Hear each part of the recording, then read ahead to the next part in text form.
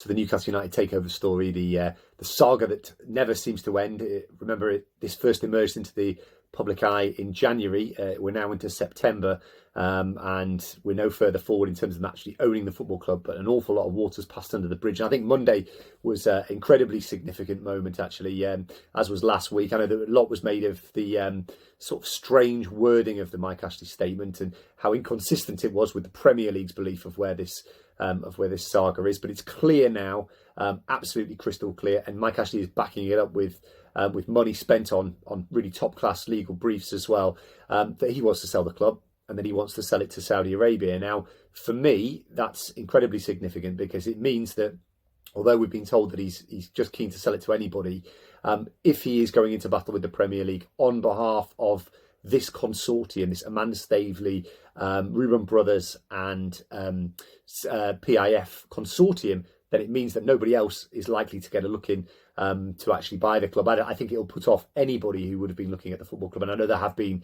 3 or 4 other consortia who were looking at it as well. But it's clear that Mike Ashley already has eyes to sell it to Saudi Arabia. We also know that he is keen to do business in that kingdom as well. He wants, he wants to use contacts that he makes through this sale to actually do some business over there. So, it's clear that this isn't going to be resolved quickly because the PIF don't want to change their verdict on the arbitration offer, and the Premier League aren't going to move anytime soon. It's been clear that they're going to resist pressure. There's been some political pressure applied in the last few days as well, last few days and weeks.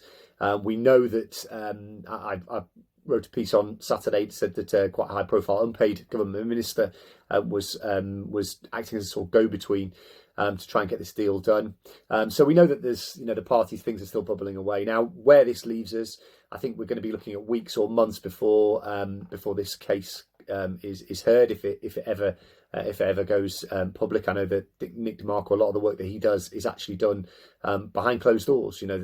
Things never ever come into light. There's a lot of arbitration hearings like that, so that's a possibility as well. But I think, look, this bid's not going to go anywhere. I think that if this version of the takeover is dead in the water, which I think was what Steve Bruce said the other day, I still think they're going to come back at some point. I think that the people involved in this bit have put too much in. They've put too much money in for this to go away quietly. It may well be that it's a few months down the line or even next year when they come back, but I think they will come back. And the interesting thing will there be enough work done now in terms of the court cases and those kind of things to make this bid go through? Look, nobody knows what's going to happen from here, but I'd be surprised if this doesn't come back.